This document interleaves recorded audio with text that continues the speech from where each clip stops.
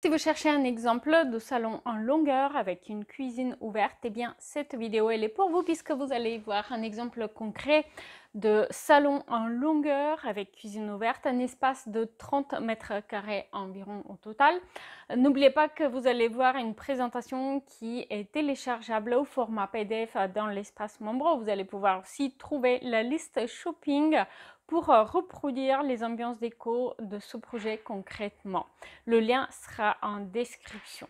Passez derrière l'écran de mon ordinateur maintenant pour voir la présentation et restez jusqu'à la fin de la vidéo pour voir le room tour en vidéo, du coup une expérience d'immersion à l'intérieur de ce projet. On va voir donc du coup un salon en longueur avec cuisine ouverte dans cette présentation. Donc il s'agit d'une pièce qui fait 7,30 m par 3,50 m environ. Le salon en longueur, il va être aménagé avec un canapé assez compact face aux télés et puis du coup on va avoir une table ronde et une cuisine en L.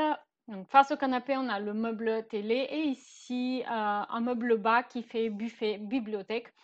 C'est aussi une pièce un petit peu en L. Ici, c'est l'accès depuis l'entrée et du coup, j'en ai profité pour créer un coin salon.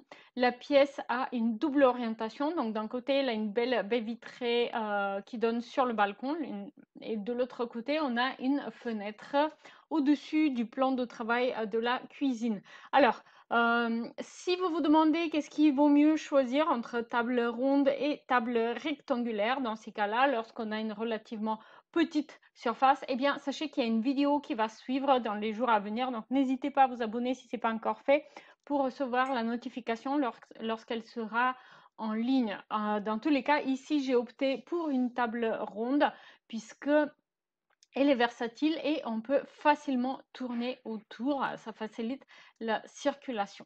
Alors ici, on a quelques vues en coupe qui montrent comment est aménagé cet espace. Et vous allez voir que j'ai opté aussi pour un papier peint graphique sur ce mur long.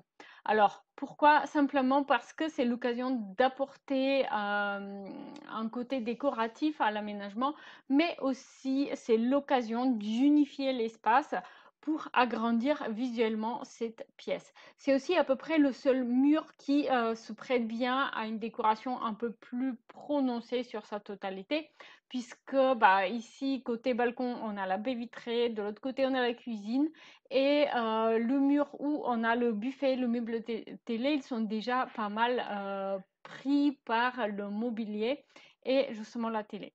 Donc ici, vous avez une coupe qui montre la cuisine avec sa table ronde devant et le canapé d'angle. Comme vous pouvez le remarquer sur la vue en coupe, j'ai choisi deux suspensions identiques. Une fois de plus dans cette volonté d'unifier l'espace. Alors évidemment ici j'ai mis une hachure simplement pour identifier le mur sur lequel j'ai choisi de poser un papier peint graphique abstrait, mais c'est pas du tout la vraie décoration de ce papier peint. Vous allez voir dans la visualisation 3D et à la fin de la vidéo d'ailleurs il va y avoir le room tour en vidéo que vous ne devriez pas rater, donc ne partez pas avant la fin de la vidéo. Où vous allez avoir la possibilité de mieux voir du coup ce papier peint très graphique et très présent en fait dans la décoration de la pièce. De l'autre côté, à l'opposé de ce papier peint qui est du coup très graphique et très saturé, on a au contraire des meubles qui sont très aériens, clairs. C'est du blanc avec un petit peu de bois naturel et ces niches qui donnent un effet un petit peu ethnique, un petit peu exotique à la décoration. Donc ils servent justement pour adoucir cette décoration, autrement c'est prononcé. De la même façon, le bureau est un bureau dans un style scandinave qui va adoucir l'ambiance pour compléter du coup ce papier peint. Alors voici du coup le papier peint que j'ai choisi. Donc vous pouvez voir que c'est un papier peint dans les teintes grises, dorées et un peu jaune moutarde.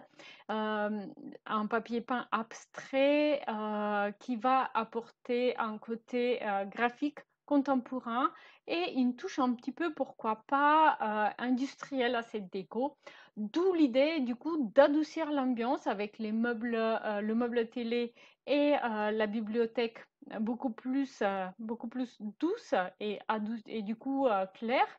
Et aussi la table ronde avec son plateau effet marbre, tout comme la crédence de la cuisine. Donc en dehors de cet aspect graphique, le reste est vraiment très doux avec justement une peinture murale couleur crème beige et du coup le mobilier blanc qui ressort. Là, vous avez deux autres vues, une vue depuis la cuisine vers la baie vitrée et puis une autre, mais de l'autre côté de la cuisine. Et on va passer maintenant au room tour en vidéo.